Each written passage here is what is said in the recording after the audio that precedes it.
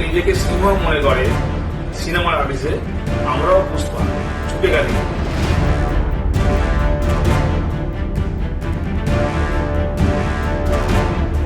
সিনেমার পর্দায় পুষ্পা না ঝুঁকলেও বাস্তব জীবনে ফলতার পুষ্পারাজের রীতি। গ্রেফতার স্বঘোষিত পুষ্পা জাহাঙ্গীর খান। সূত্রের খবর, গোয়েন্দাদের চোখে ধুলো দিয়ে নেপাল বর্ডার দিয়ে পালানোর ছক কষেছিল জাহাঙ্গীর। এসটিএফ এর তৎপরতায় ভেস্তে গেল জাহাঙ্গীরের বিদেশে পালানোর ছক। গোপন সূত্রে খবর পেয়ে নেপালের সীমান্ত এলাকা থেকে তাকে গ্রেফতার করল রাজ্য পুলিশের এসটিএফ। ভোটের বাজারে ফলতার বেতাজ বাদশার তর্জন গর্জনে উত্তপ্ত হয়ে উঠেছিল রাজ্য রাজনীতি। ফলতার ত্রাস জাহাঙ্গীরের বিরুদ্ধে লুট, তোলাবাজি সহ একাধিক অভিযোগ ওঠে। বিশেষ করে এসআইআর এর সময় থেকে বিএলওকে চাপ দিয়ে মৃতদের নাম তোলানোর অভিযোগও ছিল তাঁর বিরুদ্ধে। বিধানসভা ভোটের আগে ফলতায় পর্যবেক্ষক হিসেবে আইপিএস অজয় শর্মাকে পাঠায় কমিশন।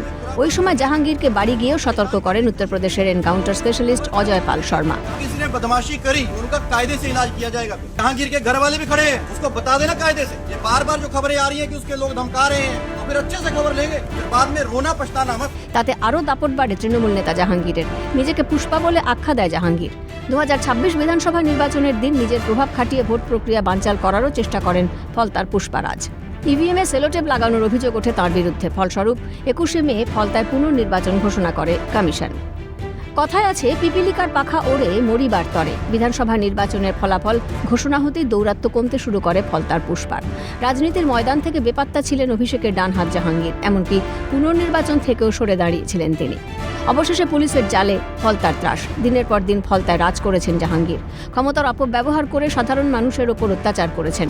ফলতার পুষ্পারাজের গ্রেফতারিতে হাফ ছেড়ে বাঁচলেন ফলতার মানুষ। তবে দীর্ঘদিনের ক্ষোভের বহিঃপ্রকাশ এলাকাবাসীর। সোমবার জাহাঙ্গীর খানের বাড়িতে ভাঙচুর চালায় তারা। জাহাঙ্গীরের গাড়িও ভেঙে দেন এলাকাবাসী। পুলিশ এসে পরিস্থিতি নিয়ন্ত্রণে আনে। পরিস্থিতি কি বলবেন? এখন পরিস্থিতি শান্ত আছে, আন্ডার কন্ট্রোল আছে। সেটা আমরা নেব।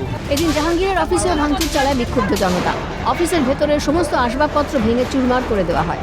অফিসের ভিতর দেখা যায় সারি সারি মদের বোতল। অভিযোগ, ওই অফিসে স্থানীয়দের তুলে এনে মারধর করা হতো। কতটা রাত ছিল?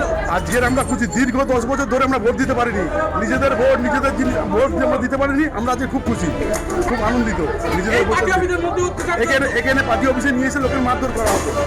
15 বছরের রাত আজকের আমরা মেটালাম। আমাকেও পর্যন্ত মেরেছিল, এই অফিসে ডেকে এনে আমাকেও মারা হয়েছিল। ভোটের আগেই গ্রেফতারির আশঙ্কা আদালতের দ্বারস্থ হন তৃণমূল নেতা জাহাঙ্গীর খান। তার বিরুদ্ধে কটা মামলা, কত এফআইআর হয়েছে তা জানতে আবেদনও করেন তিনি। দিন ঘনিয়ে আসছে বুঝতে পেরেই ভোটের পর থেকে গা ঢাকা দিয়েছিলেন পুষ্পা। কুল কিনারা খুঁজে না পেয়ে পালানোর ছক করেন বেতাজ বাদশাহ। তবে তর্জন গর্জন ধুলিস্বাদ, অবশেষে শ্রীঘরে পুষ্পারাজ। অরিজিৎ মণ্ডলের রিপোর্ট, ক্যালকাটা নিউজ।